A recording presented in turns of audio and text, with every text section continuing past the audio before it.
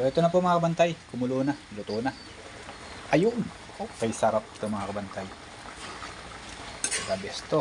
Okay, patay na po natin ang ating kalan at luto na po ang ating munggo na merong ligaw na ampalaya. Ayan, okay, okay na mga kabantay. Tapos, sasantok lang po tayo ng ating kakainin.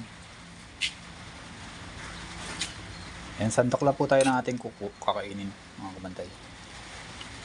Okay, sarap.